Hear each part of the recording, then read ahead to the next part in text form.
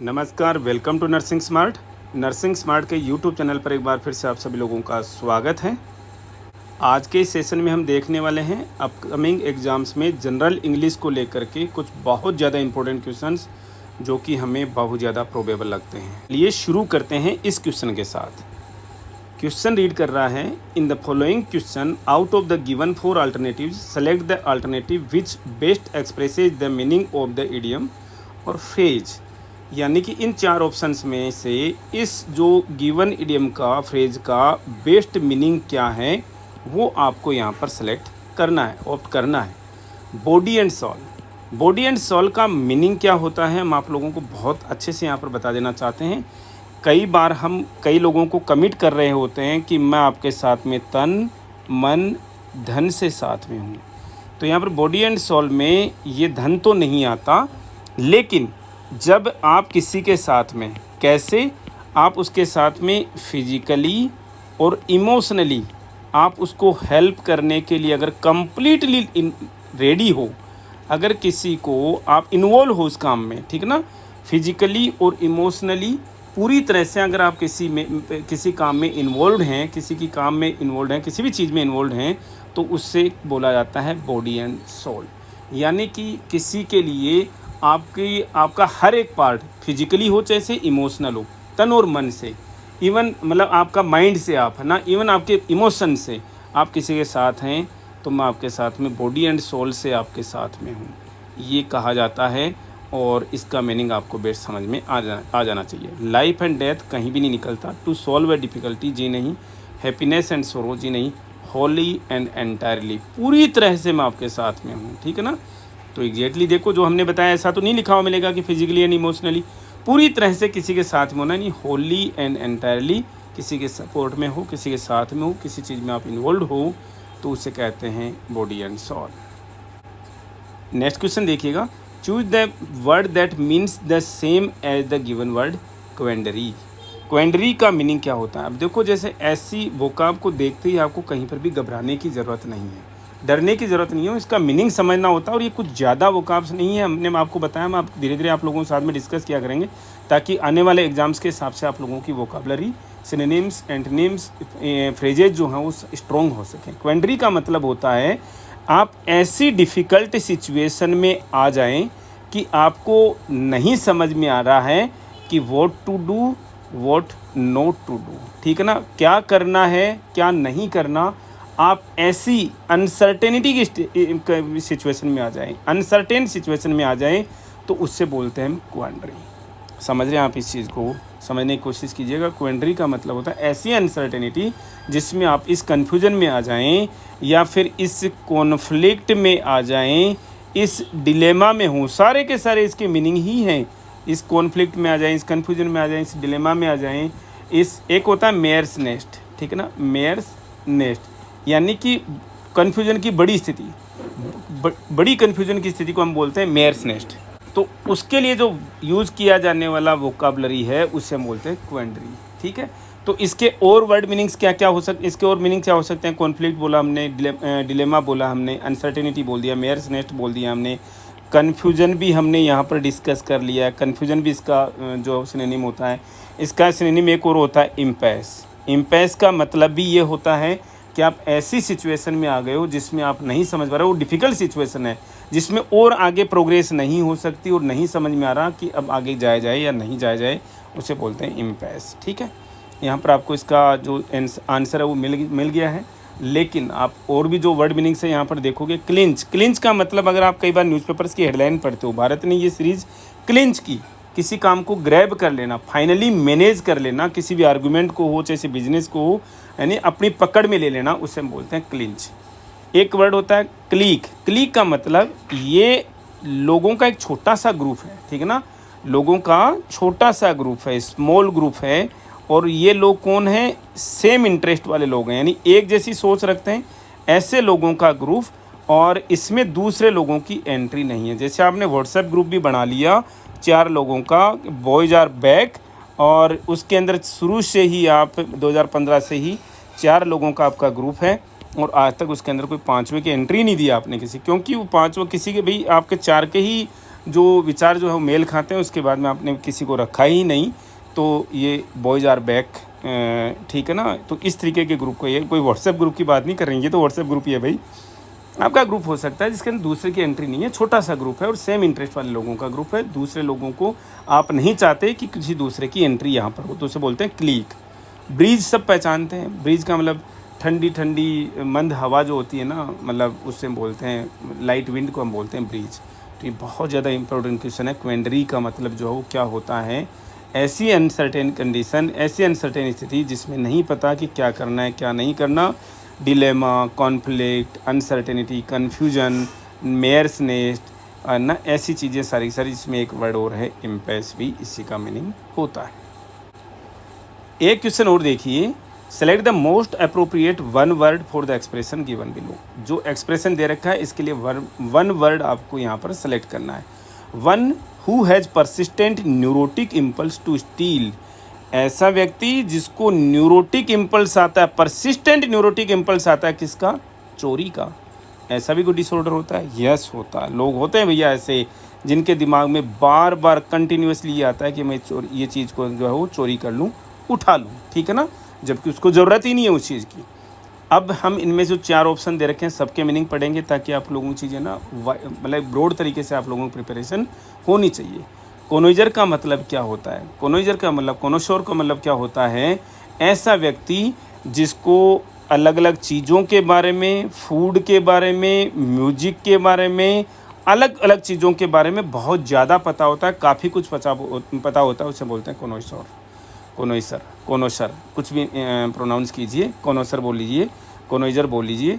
तो ऐसा व्यक्ति जिसको म्यूजिक के बारे में, चीज़ों के बारे में, फूड के बारे में काफ़ी कुछ पता होता है, उसे बोलते हैं कोनोइसर। क्लिप्टोमेनियाक किसको बोलते हैं? क्लिप्टोमेनियाक ऐसे व्यक्ति को बोलते हैं जिसके अंदर से ये न्यूरोटिक इम्पल्स आ रहे होते हैं, स्ट्रॉन्ग डिजायर आ रही होती है। न्यूरोटिक इम्पल्स का मतलब यहाँ पर क्या है? Strong Dzire. किस चीज़ की स्ट्रॉन्ग डिजायर आती है? चोरी करने की। Strong and uncontrollable, unstoppable desire आती है, जिसके कि मैं इस चीज़ को चोरी कर लूँ। और जबकि एक बड़ी बात, उस चीज़ की उसको ज़रूरत भी नहीं है, उस चीज़ की उसको ज़रूरत ही नहीं है, फिर भी दिमाग में आ रहा है कि नहीं मैं इस चीज़ को उठा लूँ, यहाँ से चोरी कर लूँ। और सबसे बड़ी बात उसके ऊपर भी कि उसको ये पता है कि ये मैं जो कर रहा हूँ ये टोटली गलत है, लेकिन फिर भी अपने आप को नहीं रोक पाता है और लास्ट में उसको उठा के ही मानता है। इसे बोलते हैं क्लिप्टोमेनियाक। समझिएगा, ये चीज़ बहुत ज़्यादा इंपॉर्टेंट है। क्लिप्टोमेनियाक का मीनिंग जो है वो क्या होता है? ऐसी स्ट्रॉन्ग डिज़ायर, किसकी? चोरी करने की स्ट्रॉन्ग डिज़ायर, अनकंट्रोलेबल या अनकंट्रोल्ड डिज़ायर, जिसमें किसकी? चोरी करने की, जिसकी उसको ज़रूरत भी नहीं है, उस चीज़ की उसको ज़रूरत नहीं है, उसको ये भी पता है कि ये गलत है, लेकिन फिर भी वो करता है, उसे बोलते हैं क्लिप्टोमेनियाक। और इस डिसऑर्डर को बोलते हैं क्लिप्टोमेनिया। तो आंसर आपको मिल गया है। एक होता है हाइपोक्राइट। ये तो वर्ड हम पॉलिटिक्स में बहुत ज़्यादा सुनते हैं। हाइपोक्राइसी की सीमा होती है पाखंड, यानी लोगों को आप उपदेश दे रहे हो, लोगों को आप मोरल स्टैंडर्ड से सिखा रहे हो कि यार ये करना चाहिए, ये नहीं करना चाहिए। देखो मतलब धर्म में हमारे ये कहा गया है, वो कहा गया है, या मतलब फलानी बुक में ये कहा गया, ये नहीं कहा गया, ऐसा नहीं करना है, ऐसा नहीं करना, लेकिन खुद उस काम को करता है या नहीं करता है। मतलब जो करने वाली चीज़ें हैं वो मतलब नहीं करता, और जो नहीं करने वाली चीज़ें वो करता है। मतलब कथनी और करनी में फ़र्क होता है, उसे हम बोलते हैं हाइपोक्राइट। आइकनोक्लास्ट का मतलब क्या होता है? ऐसा व्यक्ति जो कि एक स्टैंडर्ड सेट है ना हमारी सोसाइटी के अंदर, कि कोई एक्सेप्टेड आइडियाज़ हैं, स्टैंडर्ड्स हैं, उनको मानता ही नहीं है, उनको नहीं मानता, उन्हें विश्वास नहीं करता, उनको अपोज करता। जो एक्सेप्टेड स्टैंडर्ड्स हैं, एक्सेप्टेड आइडियाज़ जो हैं, उनको नहीं मानता, और उसे बोलते हैं आइकनोक्लास्ट। आई होप आप लोगों की चीज़ें समझ में आनी चाहिए। जो क्वेश्चन आपसे पूछा गया था उसका आंसर हो गया क्लिप्टोमेनियाक। ऐसा व्यक्ति जिसको स्ट्रॉन्ग डिजायर आती है, न्यूरोटिक इम्पल्स होता है किसी चोरी करने के लिए, अनस्टॉपेबल होता है, अनकंट्रोलेबल होता है, पता है गलत है और उस चीज़ की ज़रूरत भी नहीं, लेकिन फिर भी वो काम वो करता है, उसे बोलते हैं क्लिप्टोमेनियाक। नेक्स्ट क्वेश्चन देखिएगा, choose the word that is opposite in meaning to the given word. यानी कि ऐसा वर्ड आपको इनमें ऑप्ट करना है जो कि दिए गए शब्द का क्या हो? अपोजिट हो। फ्रस्ट्रेट, फ्रस्ट्रेट आप समझते हो, जब आप कोई काम कर रहे हो और उसके हिसाब से आप रिजल्ट अचीव नहीं कर पा रहे हो, तो आपको क्या होता है भाई? गुस्सा आता है, आप एनॉय हो जाते हो, ठीक है ना। आप डिस्करेज हो जाते हो, सब पता है आप लोगों को, डिस्करेज हो जाते हो, आप डिसअपॉइंट होते हो। ये सारे के सारे वर्ड मीनिंग्स किसके हैं? सारे के सारे वर्ड मीनिंग है किसके? फ्रस्ट्रेट के। फ्रस्ट्रेट होता है उस समय व्यक्ति ना, उससे ही हम बोलते हैं किसी व्यक्ति को अनॉय करना, जब कोई चीज़ उसको हासिल नहीं हो पाती है, अचीव नहीं कर पाता है, तो उसे हम बोलते हैं फ्रस्ट्रेट। और इसके वर्ड मीनिंग्स हमने आपको क्या क्या बताए? एनॉय इसका वर्ड मीनिंग है, एंगर इसका वर्ड मीनिंग है, इसके अलावा डिस्करेज होना इसका वर्ड मीनिंग है, इसके अलावा डिप्रेस होना भी इसका वर्ड मीनिंग है, डिसअपॉइंट होना इसका वर्ड मीनिंग है। ये सारी की सारी चीज़ें आप लोगों को समझ में आनी चाहिए। इसके अलावा एक दो वर्ड, इरिटेट भी इसी का वर्ड मीनिंग है, इरिटेट।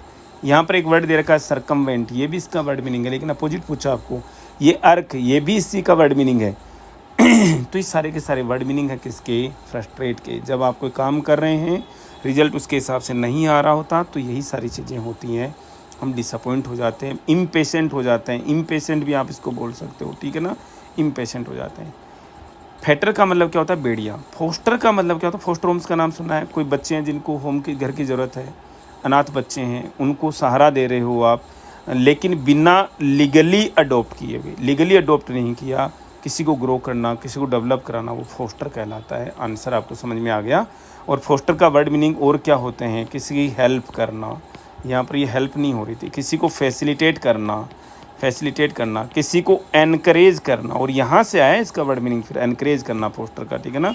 किसी को फोस्टर करना, ग्रो कराना, किसी को डेवलप कराना, फोस्टर कहलाता है। तो आंसर क्या हो गया? फोस्टर। नेक्स्ट क्वेश्चन देखिए, choose the word that means the same as the given word apologetic. Apologetic का मतलब क्या होता है? सबसे पहले इसी का मीनिंग देखिए। जब आप कुछ गलत कर देते हैं और आपको मन से हृदय से उस चीज़ के लिए अपनी गलती का एहसास होता है, तो आप सॉरी फील करते हैं, ठीक है ना, सॉरी फील करते हैं, तो उसे बोलते हैं अपोलॉजी।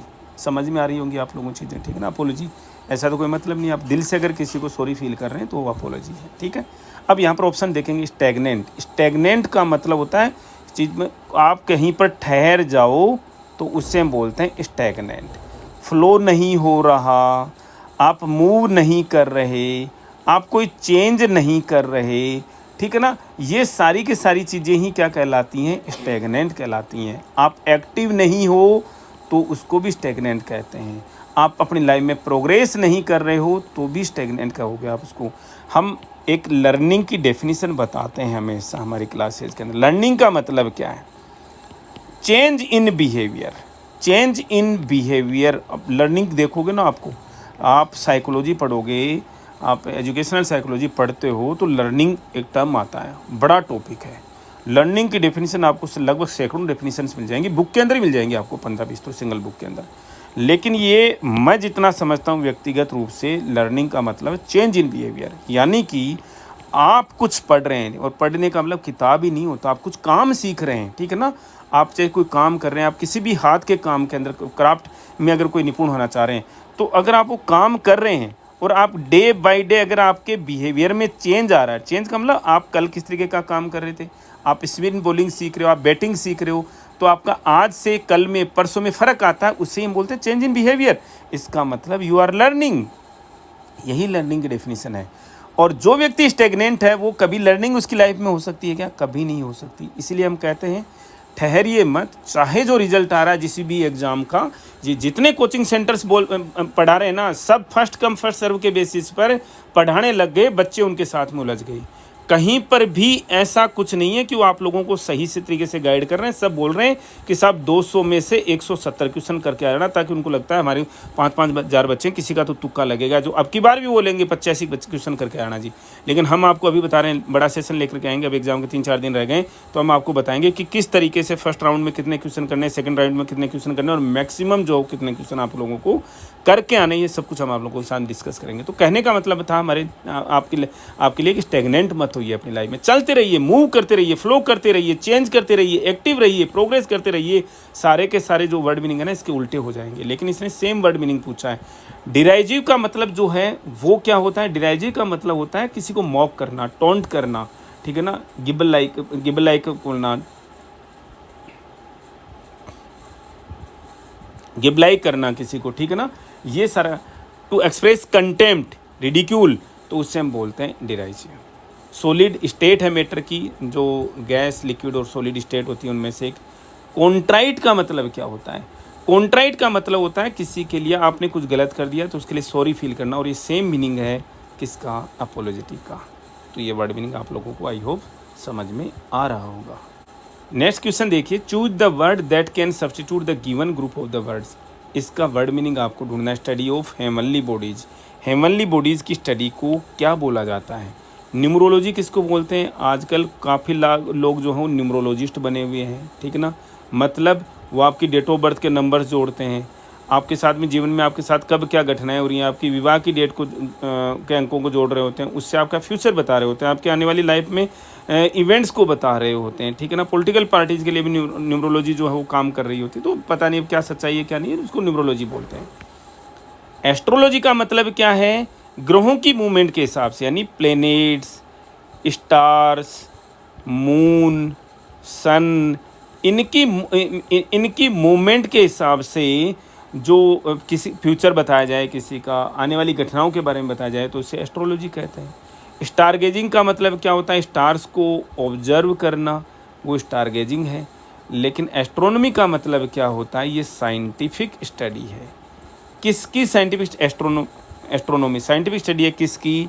सन की देख लो, जैसे मून की देख लो, अदर प्लैनेट्स की देख लो, स्टार्स की देख लो, इनकी सब की साइंटिफिक स्टडी को हम क्या बोलते हैं? एस्ट्रोनॉमी बोलते हैं। हेवनली बॉडीज़ की साइंटिफिक स्टडी, ये कोई भी स्टडी नहीं थी, ये सारे के सारे किसी का फ्यूचर बताना वगैरह ऑब्जर्व करना था। एस्ट्रोनॉमी के अंदर सन, मून, प्लैनेट, स्टार्स, इनको हेवनली बॉडीज़ भी बोला जाता है, जो कि काफ़ी अलग तारे हैं, जो सप्तऋषि वगैरह जो आप पढ़ते हो, ठीक है ना। तो इन सब की स्टडी को हम क्या बोलते हैं? एस्ट्रोनॉमी बोलते हैं। नेक्स्ट क्वेश्चन देखिए, choose the word that can substitute the given group of the word. यानी कि इसके लिए आपको वन वर्ड बताना है। और वन वर्ड कैसे बताओगे? किसके लिए?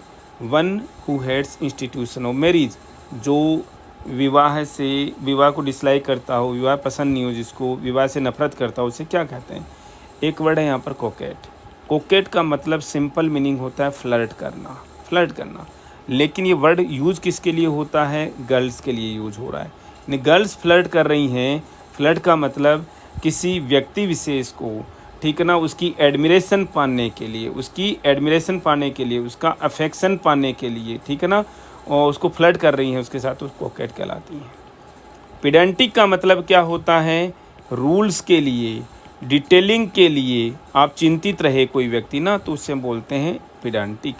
पॉलीग्लोट का मतलब क्या होता है? अगर लैंग्वेज की बात आए तो किसी पर्टिकुलर लैंग्वेज के बारे में, एक से ज़्यादा लैंग्वेजेस के बारे में जानकारी रखना या जानना जो है वो क्या कहलाता है? पॉलीग्लोट कहलाता है। मिजोगेमिस्ट क्या कहलाता है? व्यक्ति जो मैरिज से नफरत करता हो उससे बोलते हैं, जो मैरिज में विश्वास नहीं रखता हो उससे बोलते हैं मिजोगेमिस्ट। आंसर आपको मिल गया है। नेक्स्ट क्वेश्चन देखिए, select the most appropriate meaning in the given phrase. Idiom slap on the wrist. Slap तो गाल पे मारा जाता है भाई, थप्पड़ तो गाल पे मारा जाता है, रिस्ट पे। जनरली कोई व्यक्ति अगर छोटी सी गलती कर दे तो उसके लिए हाथ पे मार के क्या बोल दिया जाता है? कैसे ध्यान रखिए इस चीज़ को ना। तो ये माइल्ड पनिशमेंट दे दिया आपने, छोटी सी पनिशमेंट दे दी किसी को, उसे ही बोलते हैं स्लैप ऑन द रिस्ट, ठीक है। स्लैप ऑन द रिस्ट को क्या बोलेंगे कि माइल्ड पनिशमेंट को ये बोलते हैं। गाल पे तमाचा का मतलब तो अच्छी खासी पनिशमेंट मिल गई, लेकिन स्लैप ऑन द रिस्ट का मतलब है माइल्ड पनिशमेंट। नेक्स्ट क्वेश्चन देखते हैं, choose the incorrectly spelled word. इनमें से इनकरेक्ट कौन सा है? एग्जाम्स के अंदर स्पेलिंग को लेकर के भी क्वेश्चन आया था। ब्लूम का मतलब क्या होता है? फ्लावर के लिए वर्ड यूज किया जाता है। ग्लूमी का मतलब हमने सिखा रखा आप लोगों को पहले से, निराश उदास व्यक्ति के लिए यूज किया जाता है। शूट ऐसा कोई वर्ड नहीं होता, शाउट होता है, चिल्लाना, ठीक है ना। ब्रूम आपको पता है घर के अंदर जो झाड़ू है उसको हम ब्रूम बोलते हैं। तो ये कुछ क्वेश्चंस थे, हमें लगते हैं बहुत इंपॉर्टेंट आने वाले एग्जाम्स के हिसाब से। देखो हम आपके वो मैराथन क्लासेज 4-4 घंटे की ला करके आप लोगों का टाइम वेस्ट नहीं करना चाहते कि उनमें से कुछ मिलेगा भी नहीं। हम बहुत मेहनत करके कुछ क्वेश्चंस लेकर के आते हैं कि इनमें से आपके लिए आने वाले एग्जाम्स में क्वेश्चन जो हो प्रोबेबल हो सकते हैं, इसीलिए हम ये क्वेश्चंस लेके आते हैं। छोटी छोटी क्लासेज आप लोगों के लिए लेके आते हैं, जिसमें आपको कहीं से भी ऐसा नहीं लगेगा कि आपका कहीं टाइम वेस्ट हो रहा है। सेशन में इतना ही, मिलेंगे वेरी नेक्स्ट अपडेट के साथ। Thank you.